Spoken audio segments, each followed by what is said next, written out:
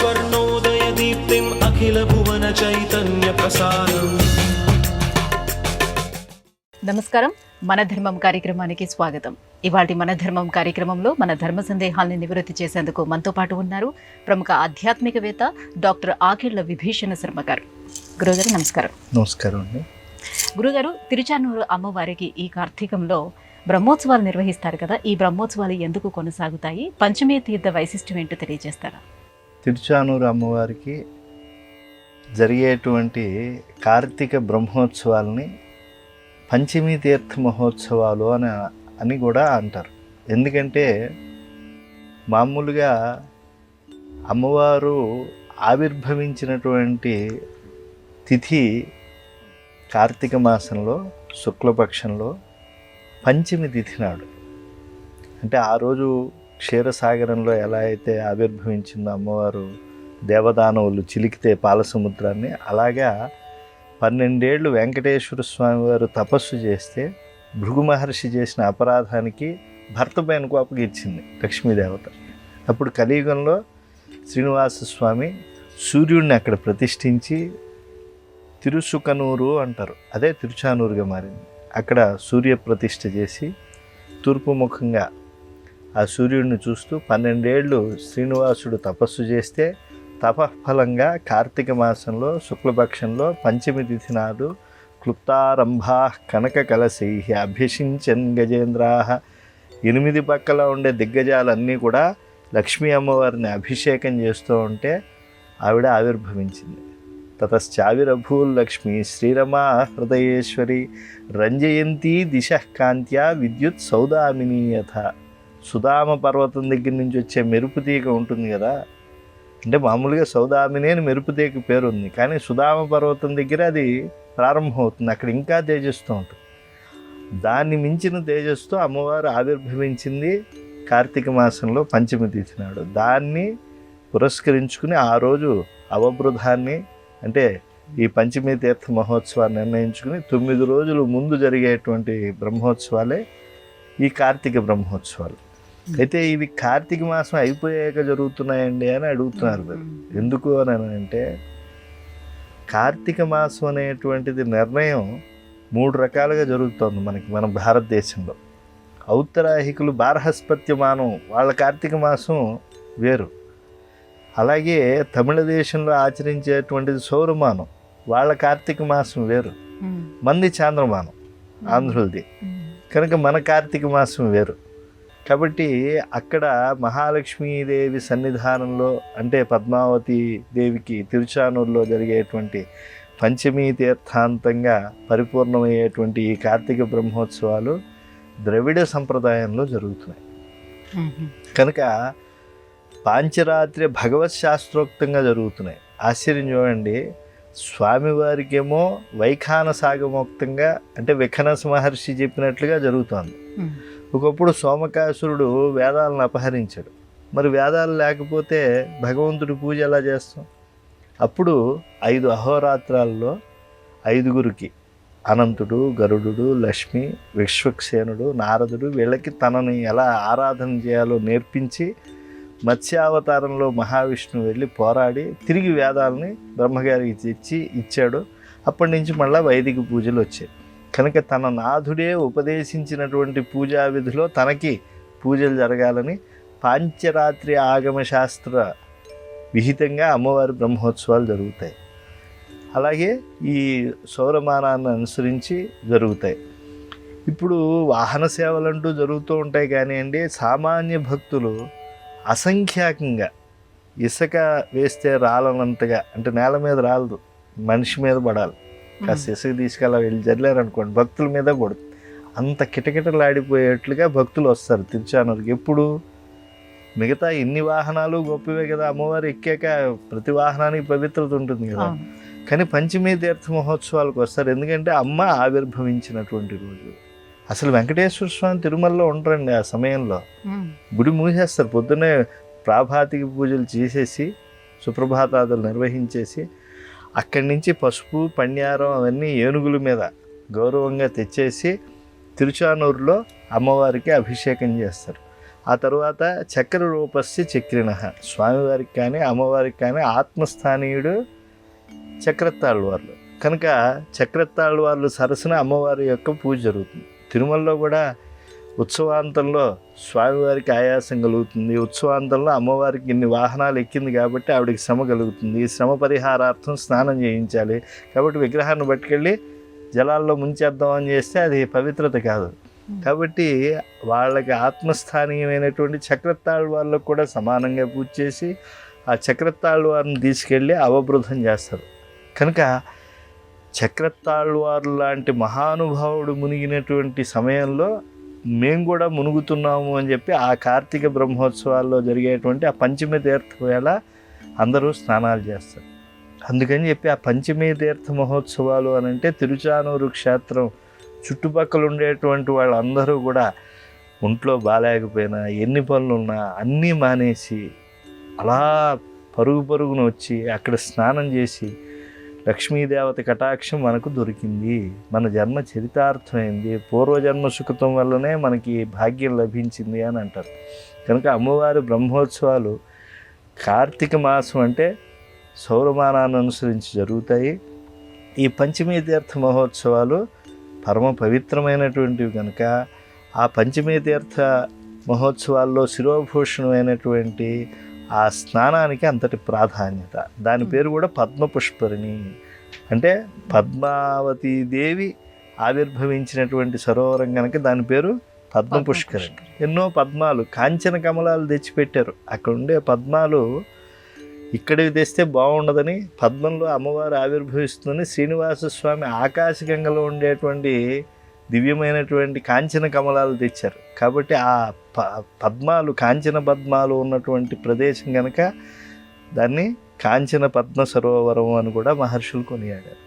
కాబట్టి అక్కడ బ్రహ్మోత్సవాలు అవి అద్భుతమైనటువంటి బ్రహ్మోత్సవం. గురుగారు, మరో సందేహం. కలియుగ ప్రత్యక్ష దైవం వెంకటేశ్వరుడు అని అంటారు. మరి అలాంటప్పుడు ఈ కలియుగంలో కల్కి అవతారం జరుగుతుందని ఎందుకు చెప్తున్నారు? మళ్ళీ దశావతారాలు చెప్పారు కదా గ్రంథాలు, దీంట్లో కొంత భేదం ఉంది. దాంట్లో కల్కి అవతారం కూడా ఉంది. మత్స్యకూర్మో వరాహశ్చ నారసింహశ్చ వామనః రామో రామశ్చ కృష్ణశ్చ బుద్ధ కల్కి రేవచ అని. ఈ కల్కి అవతారం అనేటువంటి భవిష్యత్ అవతారం అండి. అంటే ఎప్పుడైతే ఇప్పుడు మామూలుగా ద్వాపరం అయిపోయిందో, అంటే కృష్ణుడు చనిపోయాడో, కృష్ణ నిర్యాణం తర్వాత వచ్చినటువంటిది కలియుగం. అలాగే ఈ వెంకటేశ్వర అవతారం అయిపోయిన తర్వాత వచ్చేటువంటిది కల్కి అవతారం. ఈ కలియుగాన్ని రక్షించడానికి వైకుంఠ విరక్తుడే స్వామే స్వయంగా వచ్చాడు. అదొక అవతారం కాదండి, అదొక పరిపూర్ణ స్వరూపం, వెంకటేశ్వర స్వామి స్వరూపం. ఆయన కలియుగంలో మానవులు ఎలాంటి లక్షణాలతో ఉంటారండి? అలసులు, మందబుద్ధులు, అల్పతరాయువులు, ఉగ్ర రోగ సంకలితులు, ఇలా ఎన్నో లక్షణాలు పోతన గారు చెప్పారు. ఇంతకన్నా ఎక్కువ చెప్పారు వ్యాసులు వారు సంస్కృత భాగవతంలో. వేద విక్రయణ విప్రాహ, అన్న విక్రయణ స్త్రియ, శీల విక్రయణ స్త్రియ, అన్న విక్రయణ పురుషాహ, ఇలా చెప్పుకుంటూ వచ్చారు. కాబట్టి ఇది క్రూర కలియుగం. ఈ కలియుగంలో అందరినీ రక్షించాలి. అంటే పూర్వయుగాల్లో ఆయన శస్త్రపాణిగా వచ్చాడు. శస్త్రం అంటే ఆయుధంతో, పరశురాముడిగా, అలాగే నిగ్రహించేటువంటి బలి చక్రవర్తికి ఏమీ అక్కర్లే, ఆయనకి ఆయుధం పాదంతో నొక్కి వదలు పడేశాడు, బలిని గర్వభంగం చేశాడు, తర్వాత అనుగ్రహించాడు, అది వేరే విషయం. అలాగే రాముడిగా, అలాగే మిగతా అవతారాల్లో కూడా సంహారం అనేటువంటిది ఎంతో అంత ఉంది. కానీ ఇలా కలియుగంలో చంపితే ఎంతమందిని చంపాలి? భూమి అంతా రక్తశక్తం అయిపోతుంది. కాబట్టి శస్త్రపాణిగా కాకుండా శాస్త్రపాణిగా వచ్చాడు కలియుగంలో వెంకటేశ్వర స్వామి. ఎలా ఉంటుంది ఆయన చెయ్యి? ఎలా ఉంటుందండి? కటివరద హస్తములు అంటారు, ఇక్కడ చూపిస్తారు ఆయన. అలాగే ఇలా కుడి చెయ్యి చూపిస్తారు. అంటే పార్థుడికి సమంత పంచకం అనేటువంటి కురుక్షేత్ర యుద్ధ భూమిలో నా పాదాలను ఆశ్రయించు, నేను నిన్ను సంసారం నుంచి రక్షిస్తాను అని చెప్పి అర్జునుడికి అయితే ఎలా చెప్పాడో, ఈ కలియుగంలో స్వామి అందుకే మనందరికీ కూడా సుప్రభాతంలో ఒక శ్లోకం ఉంటుంది, అనంత స్వామి వారు అందించినటువంటిది. ఏమిటది? పార్థాయ తత్సదృశ సారథినాత్వయైవ యౌదర్శితో స్వచరణౌ శరణం వ్రజయతి భూయోపి మహ్యమిహతో కరదర్శితో తే శ్రీ వెంకటేశ చరణౌ శరణం ప్రపద్యే. ఆ రోజు కురుక్షేత్రంలో ఒక్క అర్జునుడికి మాత్రమే నువ్వు చూపించావు. నరుడికి చూపించినటువంటి పాదాలు ఈరోజు నరులందరికీ చూపిస్తున్నావు. కనుక నువ్వు శస్త్రపాణిగా కాకుండా శాస్త్రపాణిగా నీ పాదాలను ఆశ్రయించమని చూపిస్తున్నావు వెంకటేశ్వర అవతారంలో. కనుక మేము ధన్యులం అని చెప్పి మనం కృతజ్ఞత తెలియజేస్తే అది నిజమైన సుప్రభాత స్తవం అవుతుంది. కాబట్టి ఇది కలియుగ అవతారం, కలియుగ ప్రత్యక్ష దైవమైన వెంకటేశ్వర స్వామి అవతారం రెండు ఒకటి కావండి. కలియుగ దైవం ఎప్పుడైతే ఆయన తన అవతార పరిసమాప్తి చేసేస్తారో, ఇక్కడి నుంచి వెళ్ళిపోతారో, కలియుగం అయిపోయింది, ఇంక ఈ యుగం ఉండకూడదు, మళ్ళా కృతయుగం రావాలి అని ఆయన నిశ్చయించుకుని లోకం నుంచి ఆయన మళ్ళీ వైకుంఠానికి వెళ్ళిపోయిన తర్వాత, అప్పుడు ఈ యొక్క మహాప్రళయం జరిగిన తర్వాత ఆ మహాప్రళయానికి ముందు ఉండేటువంటి ధూర్తమైనటువంటి వాళ్ళందరినీ కూడా, మ్లేచ్చులందరినీ కూడా నరికేసి కృతయుగానికి కళ్ళాపు జల్లేట్టుగా ఆ రక్తాన్ని చిప్పిళ్ళు చేయడానికి వచ్చేటువంటి అవతారమే అశ్వం మీద వచ్చేటువంటి కల్కి అవతారం. కాబట్టి కలియుగ దైవమైన వెంకటేశ్వర స్వామి అవతారం పూర్ణావతారం. ఆయన పూర్ణ వైకుంఠనాథుడు. కల్కి అనేటువంటిది దశావతారాల్లో ఒక అవతారం. గురువుగారు, ధర్మరాజు ధర్మం తెలిసినవాడు. అంత ధర్మం తెలిసినటువంటి ధర్మరాజుకి జూదం ఆడటం తప్పనే విషయం తెలియదా? తెలిసినప్పటికీ ఎందుకు ఆడాడు? అలాగే ద్రౌపది వస్త్రాభరణం జరిగేటప్పుడు ద్రౌపది కృష్ణుడిని వేడుకునేటప్పుడు కృష్ణుడు రక్షగా నిలబడ్డాడు ద్రౌపదికి.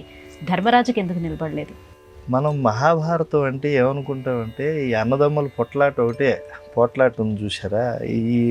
ఈ కొట్టుకోవడం ధర్మరాజు, పాండవులు, అలాగే ధృతరాష్ట్రుడు కొడుకైనటువంటి దుర్యోధనుడు, మిగతా ధాతరాష్ట్రులు, వీళ్ళు, ఇదే మహాభారతం అనుకోవటం వల్ల మనకి ఇదే మహాభారత గాథ అని అనిపిస్తూ ఉంటుంది.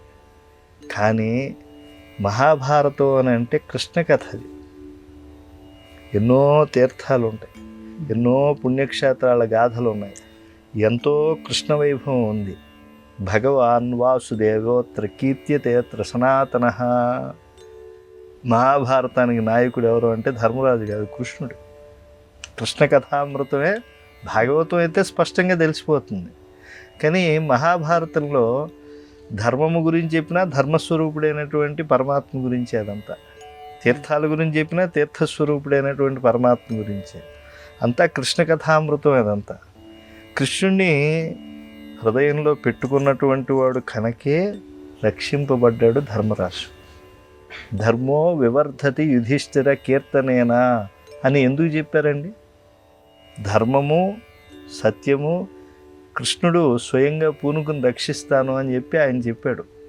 కనుక ధర్మస్వరూపుడు కనుక ధర్మరాజుని ఆయన రక్షించాడు. మరి జోదానికి ఎందుకు వెళ్ళాడు? ధర్మరాజు ఎవరు పిలిస్తే వాడితో జోదానికి వెళ్ళేటువంటి వాడు కాదు. ధర్మరాజుని జోదానికి పిలిచినటువంటి వాడు విదురుడు. అంటే ఆ రాయబారిని ఎంపిక చేసుకుని మరీ పంపించారు. ఆయన ఎవరు? కృష్ణ భక్తుడు. ఇది ఎవరి ఆజ్ఞ? జోదం ఆడమనేది కృష్ణ ఆజ్ఞ. అందుకని ధర్మరాజు వెళ్ళాడు. లేకపోతే కృష్ణుడు ఆజ్ఞ లేకపోతే ధర్మరాజు ఎప్పుడు వెళ్ళాడు. అసలు మీకు వచ్చిన సందేహం ఏమిటంటే ద్రౌపదీదేవి ప్రార్థించింది, ధర్మరాజు ప్రార్థించలేదని. ధర్మరాజు ప్రార్థించుకుంటున్నాడు, ద్రౌపదీదేవి మాన సంరక్షణం చేయమని అడిగింది. మాకి ఏది హితమో అది చేయమని చెప్పి కోరాడు ధర్మరాజు. ద్రౌపదీదేవి హే కృష్ణ ద్వారకావాసిన్ యాదవనందన ఇమామ అవస్థాం సంప్రాప్త అనాథాం కిమి ఉపేక్షసే అని చెప్పి అనగానే ఆమె మాన సంరక్షణం చేశాడు. ధర్మరాజుకి అండగా నిలబడ్డాడు. ధర్మరాజు కర్మఫల వల్ల కొన్ని కష్టాలు తాత్కాలికంగా అనుభవించవచ్చు, కానీ శాశ్వత విజయాన్ని, నిష్కంటకమైన రాజ్యరమను అనుభవించేటువంటి సుఖాన్ని ఆయనకి ఇచ్చాడు. పరమాత్మ ఎవరి పట్ల ప్రేమగా, ఎవరి పట్ల వైమనస్యంగా ఉండడండి. ఆయన ఒకటే చెప్తాడు, నమే ద్వేష్యోస్తి నా ప్రియ. ఇది భగవానుడు గీతలో చెప్పినటువంటి వాక్యం. ఆయనకి అందరన్నా ఒకటే సమభావం. తను ఆశ్రయించినటువంటి వాళ్ళంటే చాలా ఇష్టం. ధర్మరాజు కృష్ణుడిని బాగా ఆశ్రయించాడు. అదేదో సభాపర్వంలో ఆయనకి లేదు, తర్వాత ధౌమ్యుడు ఇత్యాదులు చెప్పిన తర్వాత కృష్ణ భక్తి వచ్చింది అని చెప్తూ ఉంటారు కొంతమంది. చెప్పనేయండి, వాళ్ళ భావాలు మంచివే, కానీ నేను కాదనట్లే. కానీ ఆపద కడువంబెట్టగా నోపి శుభంబైన దానిని వడగూర్పగా, మా ఆపదలు తొలగించడానికి, మాకు ఏది శుభమో అది ఇవ్వటానికి, మా పుట్టునకి కారణమైనటువంటి వాడు ఉన్నాడు పాండుక్ష్మాపాలుడు, నిన్ను చూపి చనియ మహాత్మ అంటాడు ధర్మరాజు గారు. ఇంకా అర్జునుడు కొంత కృష్ణ భక్తి అనేటువంటిది తక్కువ ఉన్నా ధర్మరాజుకి ఇంకొంచెం ఎక్కువే ఉంది. కానీ అర్జునుడిని కృష్ణుడు ఎక్కువ ఇష్టపడ్డాడు, అది వేరే విషయం. కానీ చూడండి, అందుకే గీతలో అయ్యయ్యో విశ్వరూపం అయిన తర్వాత ఆయన గొప్పతనం తెలుసుకుని నిన్ను నా బావ అనుకుని, నా సాటివాడు అనుకుని అప్పుడప్పుడు రేపు కృష్ణ ఇలా పిలిచేశానయ్యా, ఏదో కేవలంగా పిలిచేశాను, నేను నన్ను మన్నించు అని చెప్పి అర్జునుడు అంటాడు. కానీ భగవంతుడిగా ఎప్పుడూ ఆదరించినటువంటి వాడు ధర్మరాజు. ఆయన ధర్మం అని తెలిసే వెళ్ళాడు. కృష్ణుడు చెప్పిన ధర్మం ఇది, ఏదో జరగబోతోంది భావి ధర్మానికి. ఆయన వృష్ణి పాండవ విరసావసాన వైమనస్య దాయిని సమాప్తి నిబద్ధత, ఈ యొక్క ద్వాపర యుగాన్ని ఎలా ముగించాలనుకున్నాడంటే అసలు ఈ కురువంశమే లేకుండా, ఆయన పుట్టిన యదువంశం లేకుండా మొత్తం లోకక్షయం చేయటం కోసం కృష్ణుడు ప్రణాళిక వేశాడు. ఆ ప్రణాళిక ప్రకారం నడిచాడు ధర్మరాజు. కనుక ధర్మరాజు గొప్ప ధర్మాత్ముడు, కృష్ణ భక్తి ఉండేవాడే. ద్రౌపదీదేవి భక్తి ఉండేటువంటిదే. ద్రౌపదీదేవి భక్తి అప్పుడు కనిపించింది. ధర్మరాజు భక్తి అది శాశ్వతంగా ఉంది కాబట్టి ధర్మరాజుకి శాశ్వత విజయాన్ని ఇచ్చాడు. గోవిందుడు ఇప్పించన్ రాజ్యము చేయించన్ 3 తురంగ మేధములు దేవేంద్ర ప్రభావం. ఆయనకి గొప్ప 3 యాగాలు చేయించి దేవేంద్ర ప్రభావం వచ్చేది చేశాడు ధర్మరాజు. ఆయన మాట విన్నాడు, జోదం ఆడాడు కాబట్టి ధర్మమయమైనటువంటి మార్గంలోనే ధర్మరాజు గారు ఉన్నారు. అందుకే ఆయన ఎక్కడుంటే అక్కడ 3 వానలు పడతాయి. గురుగారు, హనుమంతుని యొక్క గద పేరు తేజస్విని అని, అశోకం అని చెప్తూ ఉంటారు కదా, ఇంతకీ హనుమంతుని గద పేరేంటి? బహుశా ఈ 2 పేర్లే కాదండి, ఇంకా చాలా పేర్లు కూడా చెప్తూ ఉంటారు హనుమంతుడి గదకి. ఇంత చేస్తే హనుమంతుడి గద లేదండి.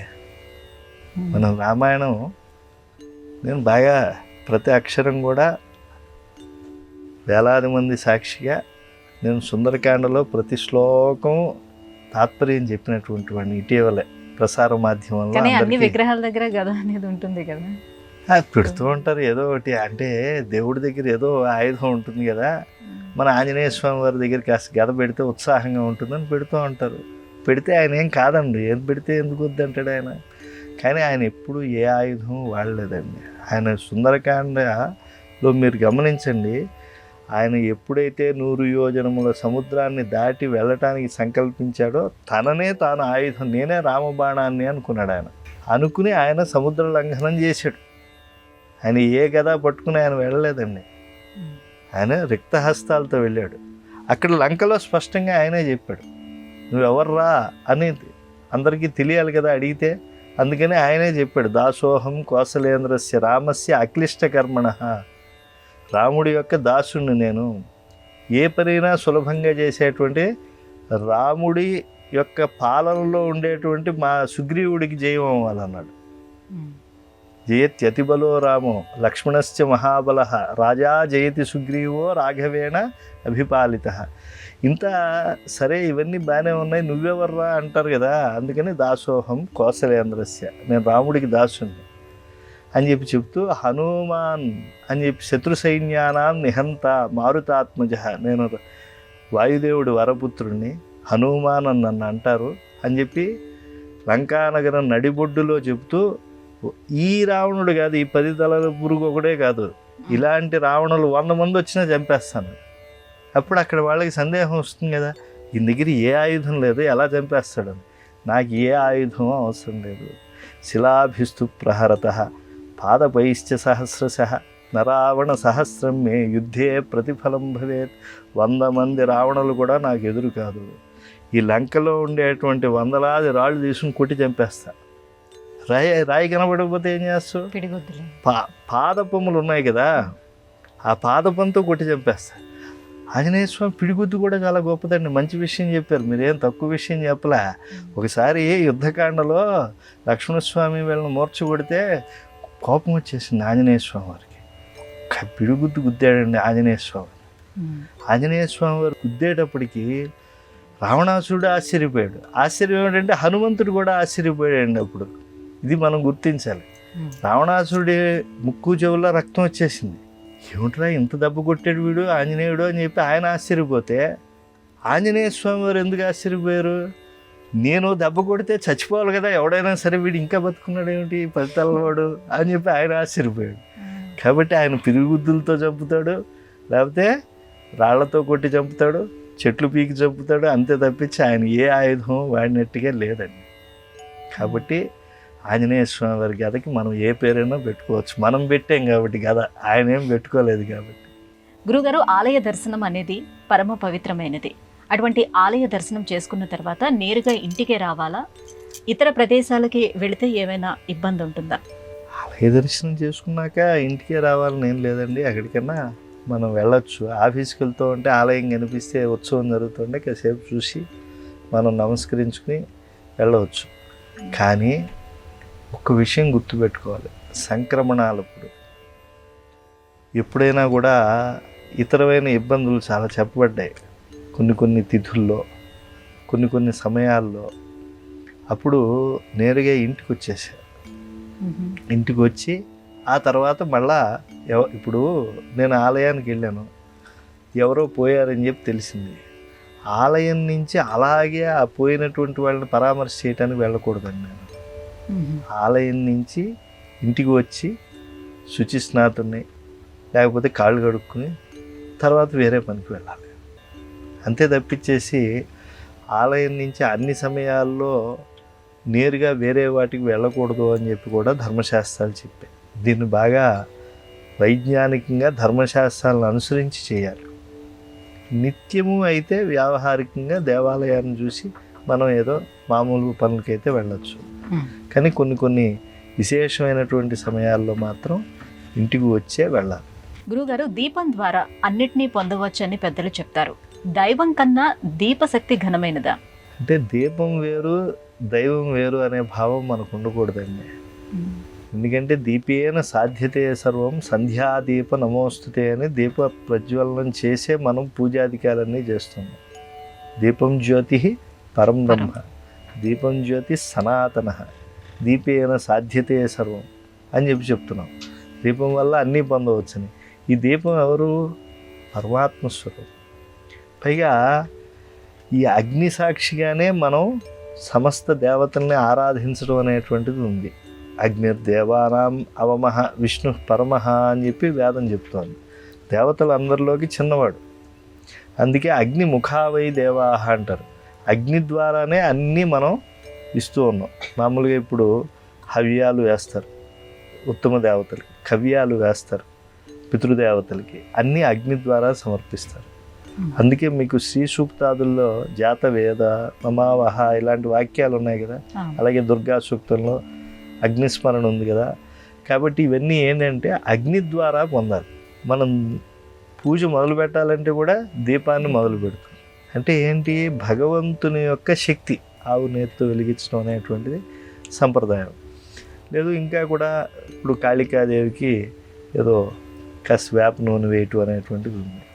ఇలాగా కొన్ని పూజలకని చెప్పి కొన్ని విలక్షణమైనటువంటి నువ్వుల నూనె ఇవి వాడటం ఇలాంటివి ఉన్నాయి. కానీ ఈ దీపం అనేటువంటిది మాత్రం వెలిగించడం అనేటువంటిది పూజా విధిలో ప్రధానమైనటువంటి అంశం. దీపాన్నే పరమాత్మగా భావించి చేస్తారు కదా. ఇప్పుడు లక్షవర్తుల నోము అని చెప్పి చేస్తారు. దాంట్లో ప్రధానం దీపమే కదా. పూజ ఉంటుంది, అది ఉపాంగం, కానీ ప్రధానం దీప పూజ. కాబట్టి దీపము చాలా పవిత్రమైనది. భగవంతుని స్వరూపంగా దాన్ని భావించినప్పుడు దీపము ద్వారా అన్నీ పొందవచ్చు. అలాగే సత్యనారాయణ స్వామి వ్రతం చేసిన తర్వాత వెంకటేశ్వర స్వామి వారి దీపము అని చెప్పి చేస్తూ ఉంటారు కదా. కాబట్టి ఆ దీపము యొక్క మహిమ భగవంతుని యొక్క మహిమతో తుల్యమైనటువంటిది అనేటువంటి భావన అది వైదికమైంది. అసలు వేదము విభజన చేసినప్పుడు వేదవ్యాసుల వారు ముందు ఋగ్వేదమే పెట్టారు. ఋగ్వేదంలో మొదట ఏమిటి ప్రారంభమైంది? అగ్నిమీలే పురోహితం అని చెప్పి అగ్నే ప్రథమ దైవంగా ఆది దైవంగా ఆరాధించడం అనేటువంటిది జరిగింది. కనుక అగ్ని ప్రాధాన్యాన్ని తెలియజేసేటువంటిది దీపం. ఆ దీపం యొక్క మహిమ అద్వితీయం. అది భగవంతుని యొక్క దివ్య స్వరూపానికి ప్రతిబింబంగా భావించవచ్చు. కొంతమంది దీపమే ప్రధాన దైవంగా భావించేటువంటి సంస్కారాన్ని కూడా కలిగి ఉంటారు. అందుకే యజ్ఞ విధిని ఆచరిస్తూ ఉంటారు. అగ్ని లేనటువంటిది విశ్వంలో ఏమీ లేదండి. అగ్ని ఆరాధన చేసేటువంటి వాళ్ళని ఆహితాగ్నులు అంటారు. సోమపంచకం చేసి ఆహితాగ్ని ఉంటారు. ఈ ఆహితాగ్నులను పెట్టుకుని చేస్తే ఉపనయనం, పెళ్ళి ఇవన్నీ కూడా ఏమైనా దోషాలు జరిగినా కూడా ఈ ఆహితాగ్నులు తొలగిస్తారు. కర్మజ్యేష్ఠులు అని అంటారు వాళ్ళు. కనుక అగ్ని ఆరాధన చాలా గొప్పది, దీపారాధన చాలా గొప్పది. కాబట్టి ఆ దీపారాధన భగవత్ తుల్యమైనటువంటిదే, భగవద్ ఆరాధనా తుల్యమైనటువంటిదే అని చెప్పి భావించేయటం సంప్రదాయం. గురుగారు, ఇవాటి మన ధర్మము కార్యక్రమంలో మాకు వచ్చినటువంటి ఈ ధర్మ సందేహాలన్నీ కూడా నివృత్తి చేసినందుకు ధన్యవాదాలండి. ఇది ఇవాటి మన ధర్మం కార్యక్రమం. రేపటి మన ధర్మం కార్యక్రమంలో మళ్ళీ కలుసుకుందాం. నమస్కారం. ఈ కార్యక్రమాన్ని తిరిగి చూడాలనుకుంటే www.youtube.com/ETV Life Spiritual లో చూడవచ్చు.